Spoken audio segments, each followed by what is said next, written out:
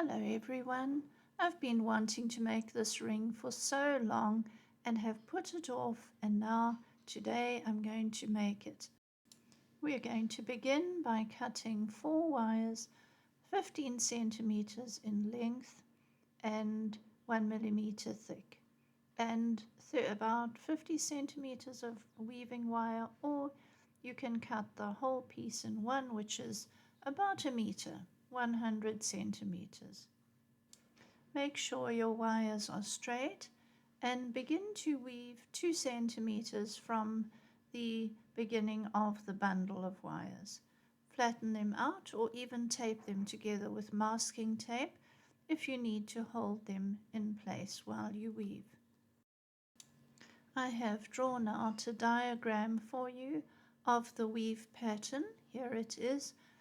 2 wraps on the lower wires, and then 2 on the next 2, and 2 wraps on the next 2, always including one of the last wire that you wrapped, so it joins them all together. And then you're going to repeat the pattern backwards, winding 3 and 4, 2 and 3, and 1 and 2, and back to the beginning. And it makes a nice zigzaggy V-shaped pattern. Weave a bit and keep compressing your wires so that it makes the pattern stand out and it's not too spread out. And also check your size, the circumference that you will need, plus leave a little bit of a gap at each end because you're going to wind up those side wires. It's very calming to just sit quietly and weave the ring band and do a nice compressed weaving. I enjoy it, and it's a very calm thing to do. We are curling the side wires now, and there I'm just cutting a little point off because it didn't look too good, and then curl them down and keep them even, keep the curl even, and just keep checking on both ends that they look the same, and then check your size as well. You want to keep track of the ring size.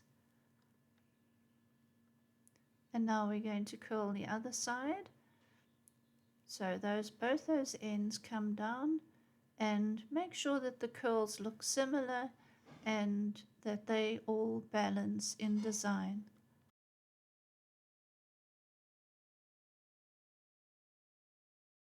It's looking pretty already.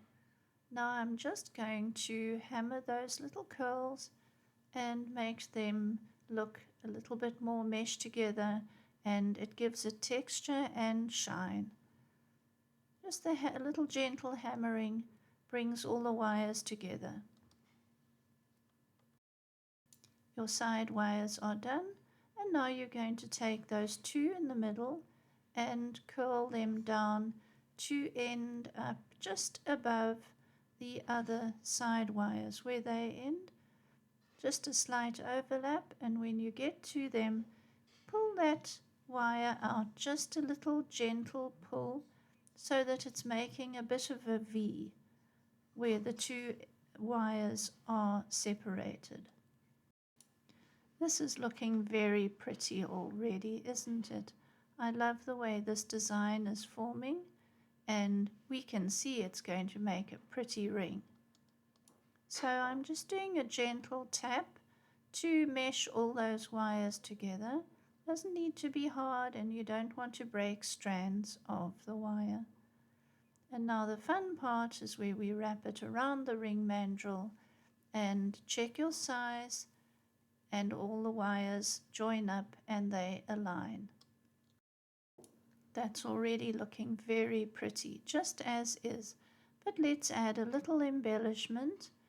I have cut about 30 centimeters of the 0.3 millimeter copper wire, and your 2 curls that are in the middle of the ring band are bound together on the one side. We are then going to thread one of these beautiful green faceted glass beads onto the wire, and then take it across, and you can see you're going to wrap your wire around those 2 loops on the other side. Just wrap it nice and tightly and firmly so that the wire looks neat and almost disappears into the design. Now we're going to trim the little ends and make sure that they're not scratchy. Check your wires one last time to make sure they all line up, and I think it's really beautiful. Let me know how yours turns out. Thank you for watching to the end. Please subscribe if you haven't already. Take great care of yourselves. Bye-bye.